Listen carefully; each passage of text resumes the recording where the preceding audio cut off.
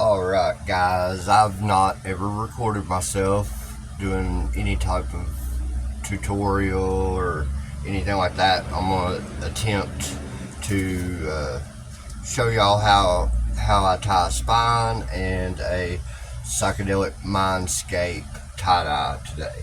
Happy Saturday. It is summertime, well almost summertime in Kentucky, and we're gearing up to go to Billy Strings shows next Friday and Saturday. Any Billy Strings heads out there, we'll see you there. And anyway, here goes nothing, guys. Let me turn on some tunes. Alright, I've already got this laid out, marked off. So we're going to start by accordion folding along the layout lines. I like to do my spines first and then transition to the front.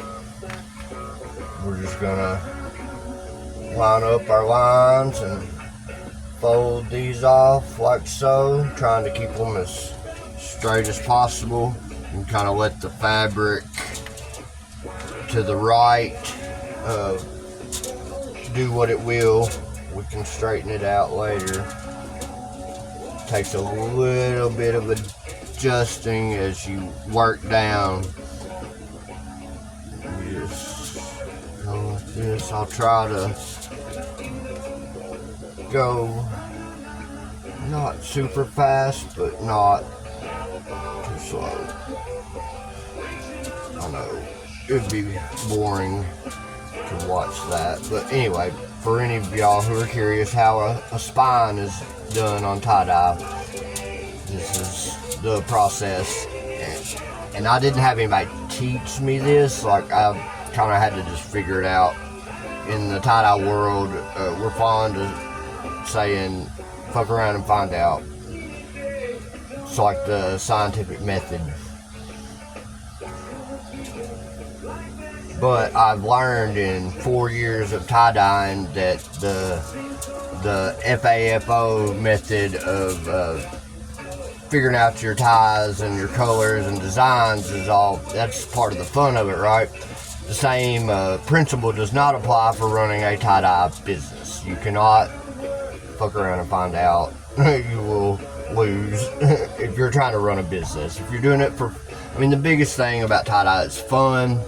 And so if you are trying to run a business, you don't want it to become a headache, right? So you want it to be fun and spread the joy of doing it, and get paid to do something you love. And the customers win too, because they get a unique piece of hand created art that you won't find on the rack at your local Walmart or Kmart.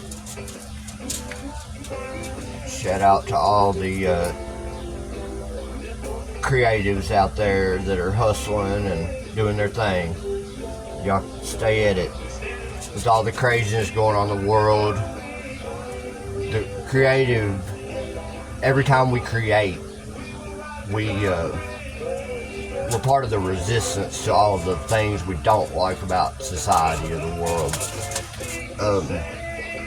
I know if we watch the news, things can be scary at times, but we've all been through hard times. The earth's been through hard times, and we'll get through all this, and ultimately goodness and light and love will win.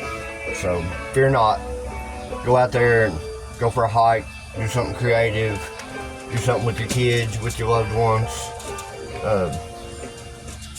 Enjoy the now, be here now, as Ram Doss like to say. So, I've about got this to the point where I want to tie it off. I have to manipulate it just a little more. We'll straighten these lines out. Sometimes you gotta kind of manipulate your pleats back on this side before you actually get your sinew and pull it. I'm gonna spin it around. get a better visual of my lines.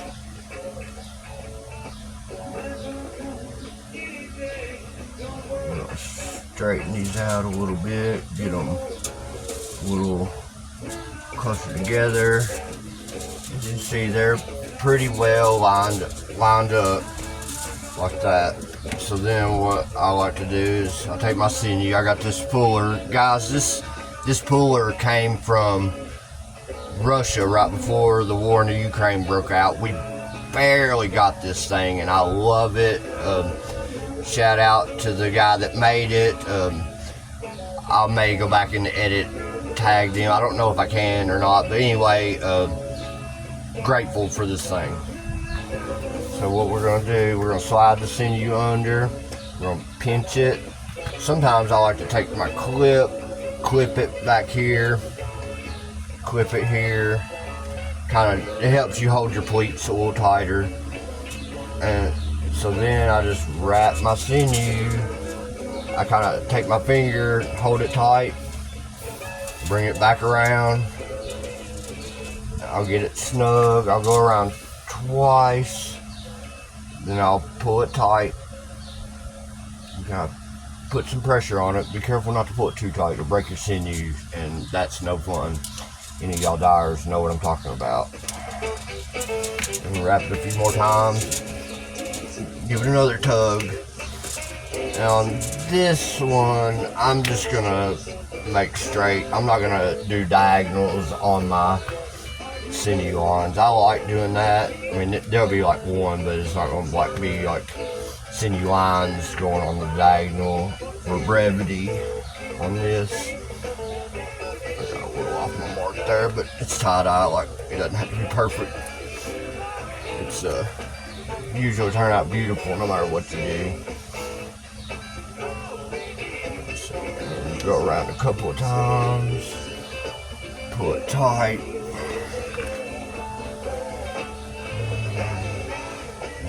Got one. Let's see, I'm off my mark a little bit, but it will be a-okay. Pull this up some. Try to get it back to where it goes. Just snug it. Pull it tight. Go around 3 more times.